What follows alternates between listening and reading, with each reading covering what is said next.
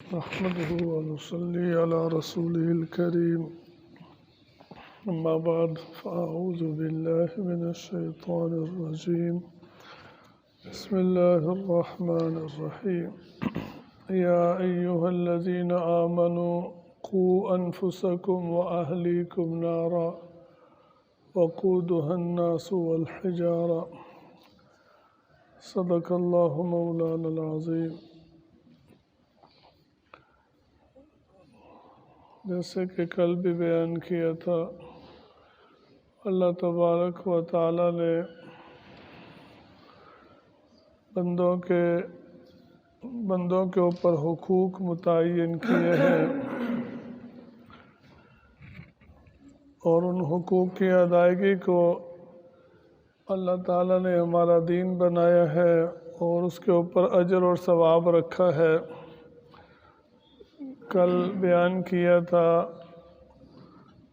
اولاد کے اوپر ماں باپ کے کیا حقوق ہے، ان کے ساتھ حسن سلوک کرنا کتنا ضروری اور اہم ہے اور اس پہ کیا اجر و ثواب ہے۔ آج بیان کریں گے اولاد کا اپنے ماں باپ کے اوپر کیا حق ہے اور ماں باپ کی کیا ذمہ داری ہے۔ آج دیکھیں معاشرے کے اندر تو اکثر ماں باپ اپنی اولاد کے ہاتھوں پریشان ہوتے ہیں، تنگ ہوتے ہیں، گلے شکوے شکایتیں کرتے ہیں۔ تو یہ بھی دیکھنا چاہیے کہ ہم نے اپنی اولاد کا کیا حق ادا کیا ہے کہ ہم ان سے امید رکھیں کہ یہ ہمارے حقوق ادا کریں، ہمارے ساتھ اچھا برتاؤ کریں۔ سب سے پہلے تو ہماری ذمہ داری ہے، ہمارے گھر میں ایک بچہ پیدا ہوتا ہے، ہم پالتے ہیں، اس کی نشو و نما کرتے ہیں، اس کو تعلیم و تربیت دیتے ہیں، جوان ہو جاتا ہے،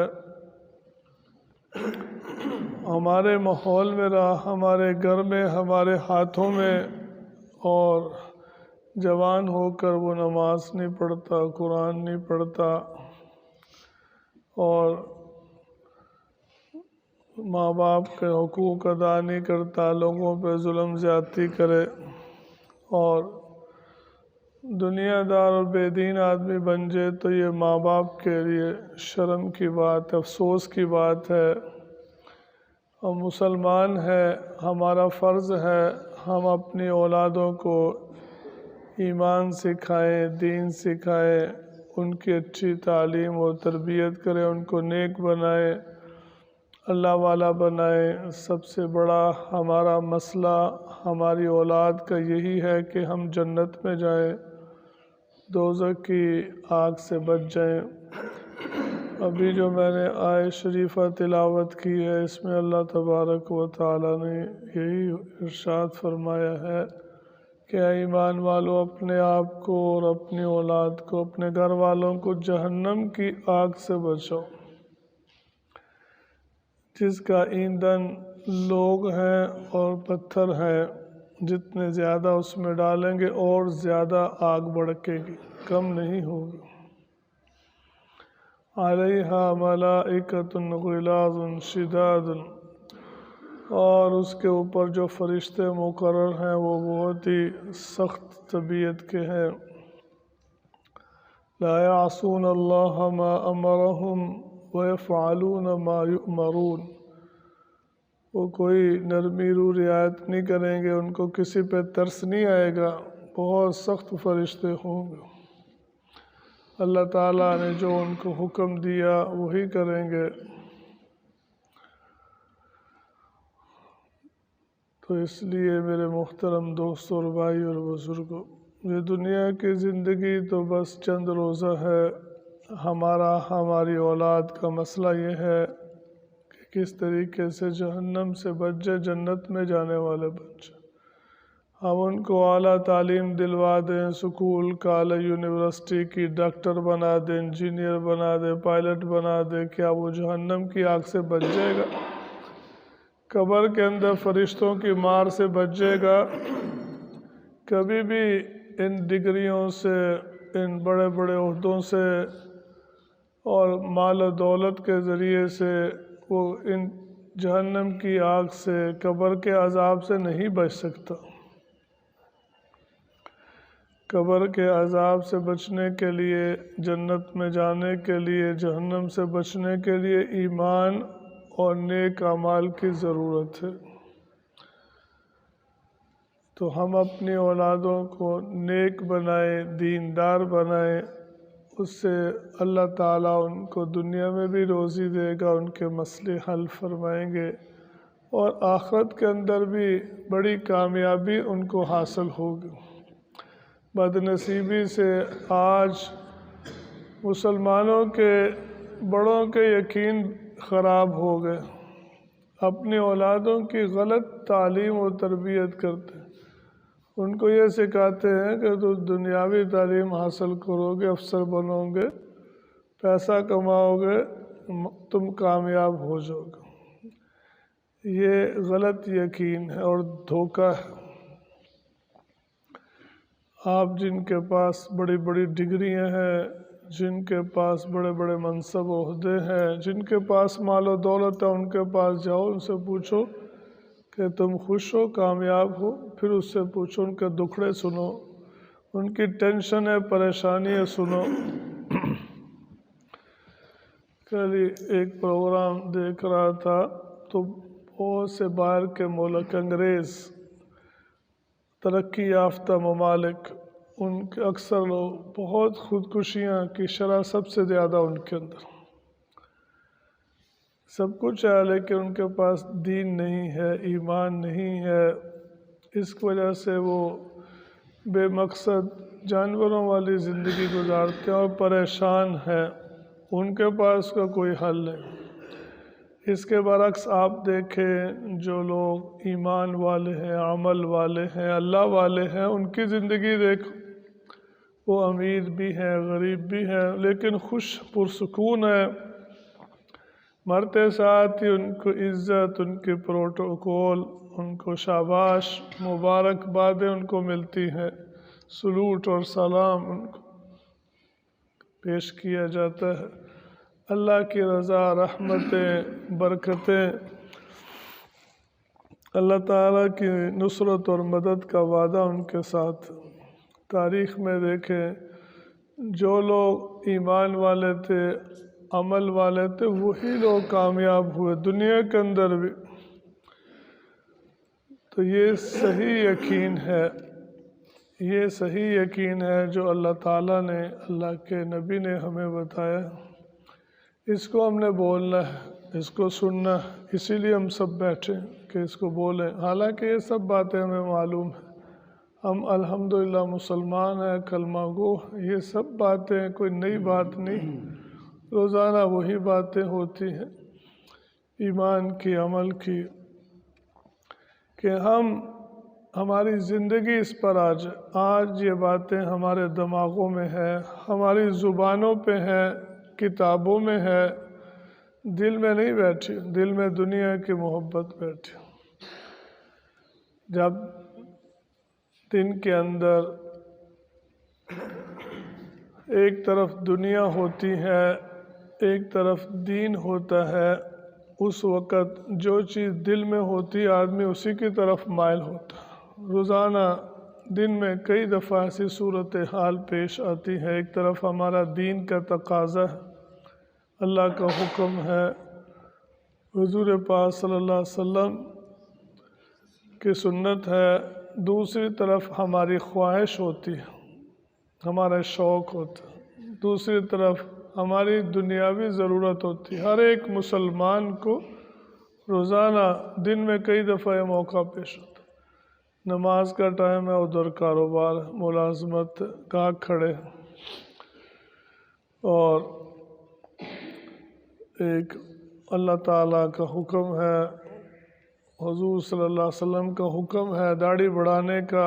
میرا شوق یہ ہے کہ میں خوبصورت لگوں، داڑھی منڈانے کا ماحول یہ ہے، داڑھی منڈانے کا، تو اس وقت پتہ چلتا ہے کون کتنے پانی میں ہے۔ بچے کی شادی ہے، بچی کی شادی ہے، حرام حلال ایک کر دیتے ہیں، کوئی پتہ نہیں چلتا کہ کسی مسلمان بچے کی شادی ہو رہی ہے کہ ہندوؤں کی شادی، سارے وہی رسومات اور ساری چیزیں، سارے کام وہی۔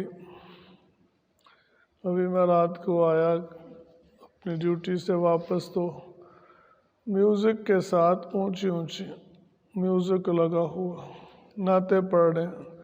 حضور پاک صلی اللہ علیہ وسلم نے جن چیزوں سے منع کیا تھا وہی چیزیں کر رہے ہیں۔ آپ صلی اللہ علیہ وسلم نے فرمایا کہ میں گانے بجانے کو ختم کرنے کے لیے ڈھول ڈمکا گانے بجانے اونچی اونچی آوازیں آ رہی پوری گلی کے اندر، نماز پڑھنی نہیں ہے اور یہ کاموں کو فرض اور لازم سمجھتے ہیں۔ تو ہم دیکھیں کہ محبت کا اظہار صحابہ کرام نے کیسے کیا تھا۔ وہ دین میں ہمارے بڑے تھے، استاد تھے، ان جیسا ایمان لانے کی اللہ تعالیٰ نے ہمیں حکم دیا ہے کہ اگر تم ایسا ایمان لاؤ گے جیسا کہ صحابہ کا ایمان تھا طریقہ، تب تم کامیاب ہو چکے۔ انہوں نے یہ سارے کام کیے حضور صلی اللہ علیہ وسلم کی محبت میں۔ انہوں نے کیا کام کیا اور ہم کیا کر رہے تھے؟ تو آبا وہ تمہارے ہی مگر تم کیا ہو، ہاتھ پہ ہاتھ درے منتظر فردا۔ دنیا کے اندر اس وقت مسلمانوں پہ انتہائی ظلم ہو رہا ہے، حتیٰ کہ ہمارے نبی حضرت محمد صلی اللہ علیہ وسلم کی عزت و ناموس بھی محفوظ نہیں ہے، گستاخی کی جا رہی آپ کی شان کے اندر، بے حرمتی کی جا رہی ہے۔ فرانس کے اندر آپ نے سنا ہوگا کہ ان کی حکومت کی سرپرستی میں صدر کے حکم سے ان کے حضور پاک صلی اللہ علیہ وسلم کے خاکے کارٹون بنا کے انہوں نے مختلف سرکاری بلڈنگوں کے اوپر چسپاں کیے۔ اتنے لاکھوں اربوں مسلمان اور ان کی فوجیں، ان کا اسلحہ کس کام کا جب ان کے نبی کی عزت ہی محفوظ نہیں، کہ جھنڈیاں لگا کے اور گلیوں کو سجا کے لائٹیں لگا کے ہم خوشیاں منا رہے ہیں۔ شرم کا مقام ہے اور فکر کا مقام ہے، رونے کا مقام ہے کہ وہ ڈنکے کی چوٹ مسلمانوں کو چیلنج کرتے ہیں کہ کوئی روک سکتا ہے ہمیں تو روک لے، ہم تمہارے نبی کی شان میں گستاخی کر۔ صحابہ رضی اللہ تعالیٰ عنہ، ان کے زمانے میں کسی کی جرأت نہیں ہوتی تھی، اگر کوئی اس طرح کی حرکت کرتا تھا تو وہ اس کو چھوڑتے نہیں تھے، وہ زندہ نہیں بچتا تھا، فوراً اس کا کلا کما کرتے تھے۔ کسی کو جرأت نہیں ہوتی تھی کہ نبی کی شان میں کوئی گستاخی کرو۔ اس وجہ سے مسلمان کو ہوش ہی نہیں ہے کہ مجھے کیا کرنا چاہیے، میں کیا کر رہا ہوں۔ جو کام کرنے کے ہیں وہ کرتے نہیں، اور جو کام نہیں کرنے کے وہ سارے کام کرتے۔ کیا حضور صلی اللہ علیہ وسلم نے حکم دیا ہے کہ لائٹیں لگاؤ، میوزک چلاؤ، پہاڑیاں بناؤ؟ کیا صحابہ نے حکم دیا؟ اللہ نے حکم دیا، قرآن میں ہے، حدیث میں ہے۔ اپنی طاقت اور قوت اور اپنا پیسہ ایسے کاموں میں لگا رہے ہیں جو دین نہیں ہے، دین کے نام پہ۔ جیسے میں نے پہلے بھی بیان کیا تھا کہ عیسائیوں نے عیسیٰ علیہ السلام کے یوم پیدائش کو منانے کے نام سے 25 دسمبر کو کرسمس ڈے شروع کیا تھا۔ اس کو منانا شروع کے اندر بس اکٹھے ہوتے، ان کی تعلیمات کا ذکر کرتے، کچھ نظمیں پڑھتے، ترانے، پھر آہستہ آہستہ میوزک، ڈرامے، مزاحیہ، اور عورتیں مرد ان کا اختلاط، ہنسی مذاق، اور بڑھتے بڑھتے کام اب یہاں تک پہنچ چکا ہے۔ پورے سال کے اندر اتنے گناہ، زنا، اتنے حوادثات نہیں ہوتے جتنے اس ایک دن کے اندر 25 دسمبر عیسیٰ علیہ السلام کی پیدائش کے دن کو منانے کے نام سے ہوتے ہیں۔ شروع میں بے ضرر طریقے سے شروع ہوا، علماء نے ان کے سمجھایا کہ ہماری شریعت میں ایسا نہیں ہے، دین اسلام کے اندر بھی ایسا نہیں ہے کہ کسی نبی کے یوم پیدائش کے دن کو منایا جائے جشن۔ اور حضور صلی اللہ علیہ وسلم جب تک دنیا کے اندر تشریف فرما رہے کبھی بھی آپ نے اپنے ولادت کے دن کو نہیں منایا، اور نہ صحابہ رضی اللہ تعالیٰ عنہ کا 100 سالہ دور حکومت گزرا، صحابہ کرام رضی اللہ تعالیٰ عنہ دنیا میں موجود رہے، لیکن کسی نے بھی یہ جرأت نہیں کی کہ اپنی محبت کا اظہار اس طریقے سے کیا ہو، بلکہ حضور صلی اللہ علیہ وسلم کی تعلیم کے مطابق محبت کا جو اظہار تھا وہ اتباع سنت، اتباع شریعت کے ذریعے سے کی۔ وَمَنْ أَحَبَّ سُنَّتِي فَقَدْ أَحَبَّنِي، جس نے میری سنت کے ساتھ محبت کی اس نے میرے ساتھ محبت کی۔ علامہ اقبال فرماتے ہیں وضع میں تم ہو نصارہ تو تمدن میں حنود، تم مسلمان ہو جنہیں دیکھ کے شرمائے یہود۔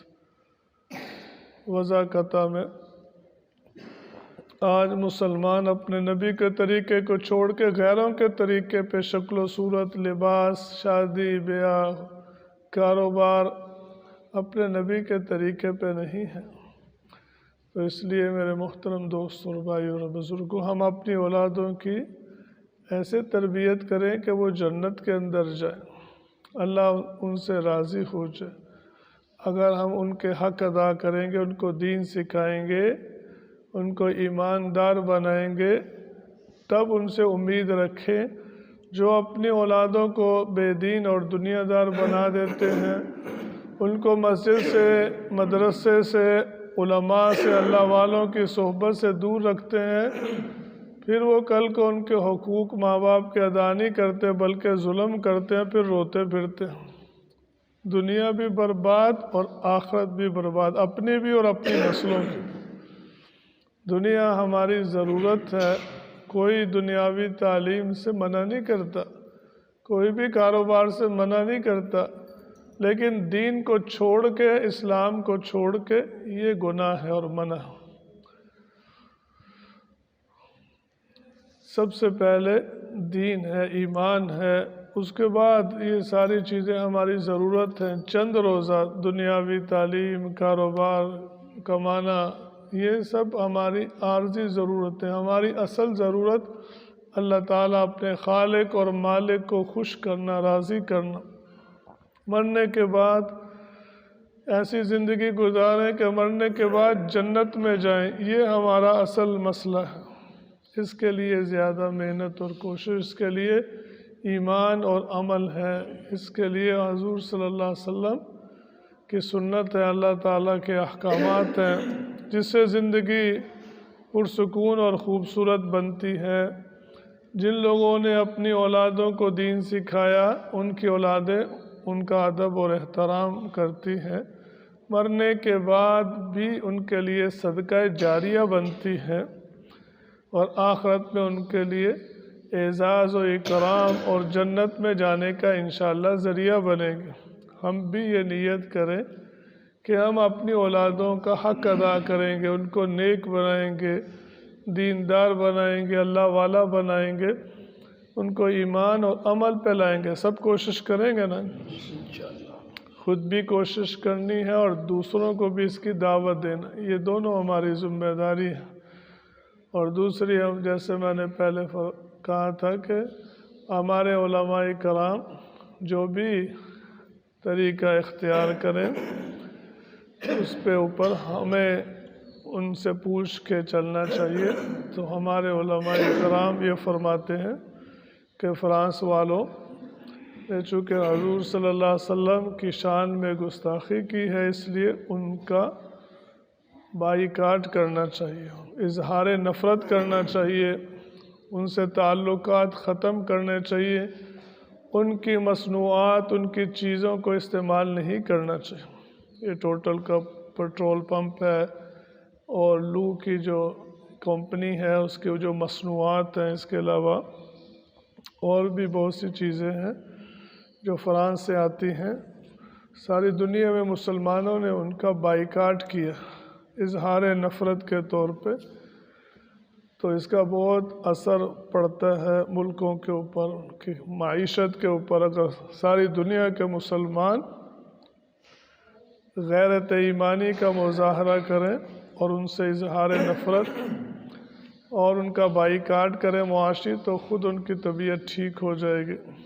اگر صرف ایک ترکی کے حکمران نے جرأت اور غیرت کا مظاہرہ کیا ہے اور ان کو جواب دیا، اگر دوسرے اسلامی ممالک کے بھی حکمران، اللہ تعالیٰ ان کو بھی ہدایت دے اور توفیق دے کہ مسلمانوں کی ترجمانی کرے اور ان کو حکومتی لیول کے اوپر ان کے، ہمارا مطالبہ ہے کہ پاکستان سے بھی ان کے فرانس کے سفیر کو نکالا جائے اور ان سے سفارتی تعلقات منقطع کیے جائیں۔ یہ ہے ہمارے اکابرین کا فیصلہ، تو آپ سارے اس سے متفق ہیں؟ اللہ تعالی ہم سب کو عمل کی توفیق عطا فرمائے۔ الحمدللہ رب العالمین، والصلاة والسلام علی سید الانبیاء والمرسلین۔ اللہم انا نسألک الہدى والتقى والعفاف والغنى، اللہم انا نسألک رضاک والجنہ ونعوذ بک من غضبک والنار، اللہم اعنا علی ذکرک وشکرک وحسن عبادتک، اللہم من احییتہ منا فاحیہ علی الاسلام ومن توفیتہ منا فتوفہ علی الایمان، وصلی اللہ تعالی علی النبی الکریم وعلی آلہ واصحابہ اجمعین برحمتک یا ارحم الراحمین۔